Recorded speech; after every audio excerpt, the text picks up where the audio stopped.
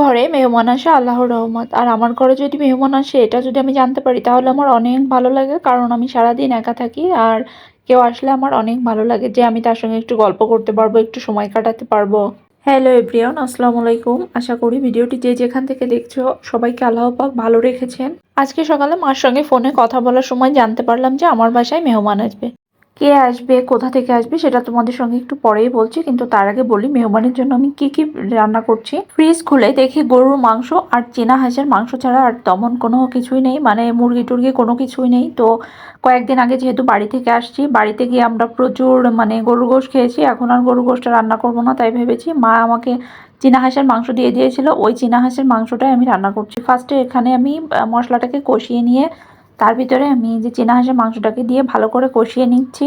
মাংসটাকে ভালো করে কষানো হয়ে গেলে এর ভিতরে আমি কিছু নারকেল দিচ্ছি। নারকেলগুলোকে ফালি করে তার যে কালো অংশ ওটাকে আমি ফেলে দিয়ে ভালো করে ধুয়ে তারপরে মুরগির ভিতরে দিয়ে ভালো করে কষিয়ে এবার আমি সিদ্ধ হওয়ার জন্য পরিমাণ মতো পানি দিয়ে দিচ্ছি। তরকারিতে জাল উঠলে আমি এটা প্রেসার কুকারে দিয়ে দেবো, যেহেতু কড়াইতে রান্না করার মতো অ্যাভেলেবেল সময় আমার হাতে নেই। এটা প্রেসার কুকারে পাশের চুলায় দিয়ে আমি আরেকটা চুলাতে ডিম সিদ্ধ বসিয়ে দিলাম। আমি রান্নায় ব্যস্ত ছিলাম আর এদিকে আমার জামাই মেহমানকে কাঁঠাল তুলে খাওয়াচ্ছে, মানে আর মেহমানটাকে সেটা তোমাদের বলে দিই, সেটা হচ্ছে আমার ছোট ভাই।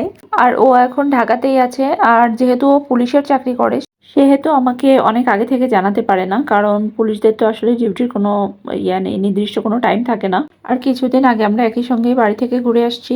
তো যাই হোক, আমরা এখানে পোলাওর জন্য আগে পেঁয়াজ বেরেস্তা করে নিয়েছি, এটা তো তোমরা দেখেই নিয়েছো। আর এখন আমি পোলাও রান্না করব, যার জন্য আমি এখানে গরম মশলা তেজপাতা এগুলোকে হালকা একটু ভেজে তারপরে পোলাও চালটা দিয়ে দিলাম, দিয়ে ভালো করে ভেজে নিয়েছি। আর তার ভিতরে হচ্ছে গরম পানি দিয়ে আমি পোলাও চালটাকে বসিয়ে দিলাম। ডিমটা যেহেতু সিদ্ধ হয়ে গেছে সেহেতু আমি পোলাও চালটাকে অন্য চুলায় বসিয়ে দিয়ে আমি এই চুলাতে ডিমটাকে রান্না করে নিব। আর ডিমটা সিদ্ধ হওয়ার পরে আমি ডিমটাকে ছেলে নিয়েছি। ডিম সিদ্ধের সময় আমি একটু লবণও দিয়েছিলাম, বাট আমার এটা হবেই যে যেদিন আমার বাসায় গেস্ট থাকবে সেদিন আমি ডিম সিদ্ধ করলে নর্মালি আমার এরকম হয়েই যাবে। ডিম ছোলার সময় যতটা না সমস্যা হয়েছে রান্না করতে গিয়ে তার চেয়ে আরো ডাবল সমস্যা হয়েছে। এই যে দেখুন, কড়াইকে আমি এত হিট দিয়ে নিয়েছি, একটু লবণও দিয়ে নিয়েছি, বাট তারপরেও রান্না করতে গিয়ে এই যে ডিমের যে হাল হলো সেটাতে আমি আর বেশি করে ভালো করে ভাজতে পারলাম না, দ্রুত দ্রুত তুলে নিয়েছি।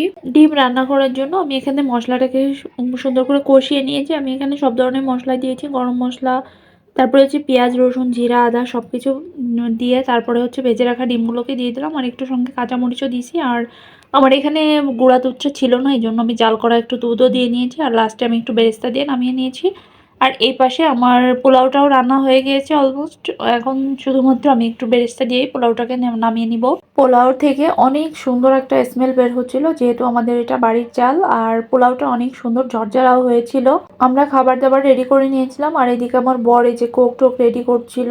তো সব খাবারই আমরা টেবিলে নিয়ে আসছি, এখন সব খাবার রেডি হয়ে গেছে, এখন আমরা খাওয়া দাওয়া স্টার্ট করব।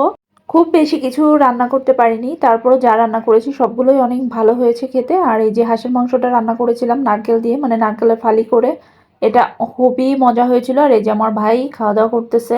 আর ডিম ভুনা সেটাও অনেক ভালো হয়েছিল। আর ছিল হচ্ছে কোক আর আরো অন্যান্য কিছু ছিল। যাই হোক, আমি মেনলি পোলাওর সঙ্গে এগুলা রান্না করেছিলাম। আর ভিডিওটি কেমন হয়েছে তোমরা অবশ্যই জানাবে। আর সবাই অনেক অনেক ভালো থেকো। আজকে এই পর্যন্ত, দেখা হবে নেক্সটে। আর এই দেখো আমি এখানে একটু মানে লাস্টে আর কি খাওয়ার শেষে আমি এখানে একটু স্প্রাইট নিয়ে নিয়েছি। টাটা।